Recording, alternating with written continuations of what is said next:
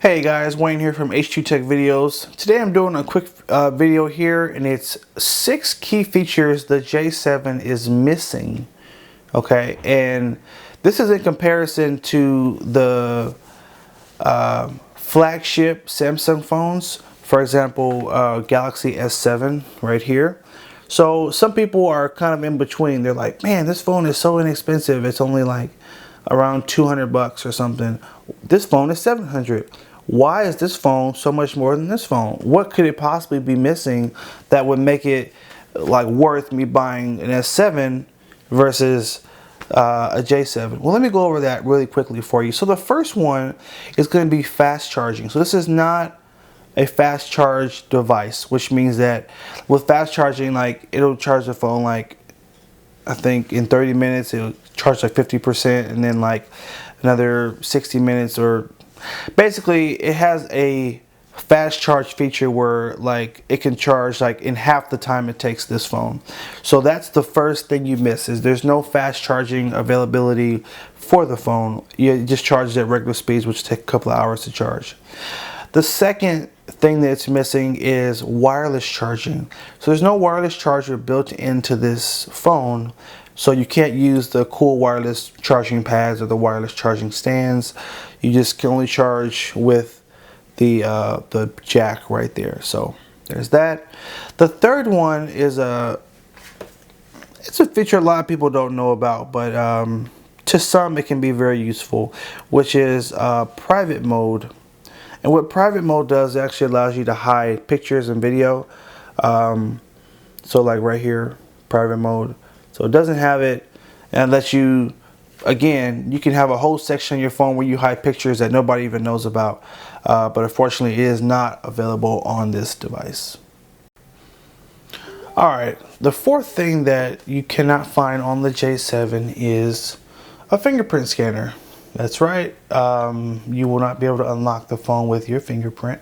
And the reason I point this out specifically is the new LG Stylo 2 Plus does have a fingerprint scanner. So these phones are priced very similar. In fact, Stylo is $149, J7 is $179. That's with a new line of service with Metro.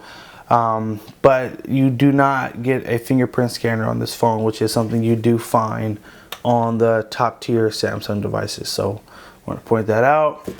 The fifth feature you do not get is Samsung Pay. So you are not able to pay with your phone, essentially, which is a relatively new feature, and still not a lot of people have really adapted to it yet, but nonetheless you don't have that feature available on the phone anyway.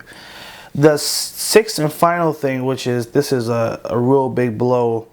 I was kind of disappointed when I realized this wasn't on there, which is multitasking. So you can't run 2 apps at the same time on the J7. Now, on a flagship Samsung device, when I hold down on the recent apps button like this, it actually will allow me to select 2 apps to run at the same time.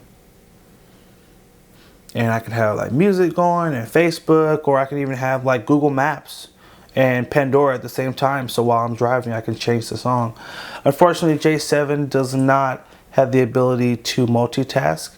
So if I open one app and I try to hold down this button here, I cannot open up a second app. So I was really disappointed when I kind of realized that, but it is what it is. So ultimately, guys, I was disappointed to like really realize that these like key features were not on this phone. However, this is still a really great phone, and let me tell you why. So this has a QHD display. Actually, it has a Super AMOLED display, which basically this has the same screen as the Galaxy S5, which was a really awesome phone. It had a really beautiful display. So in terms of like quality of the screen is awesome.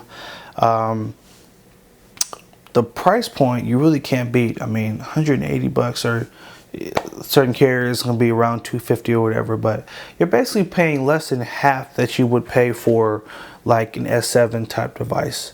Although this phone is a really great phone, and it's fun, and it's sick in a lot of aspects, like maybe you don't have the money to spend $700, this is still a really good phone as well. Does have 13 megapixel camera on the rear. I think the front camera is 5.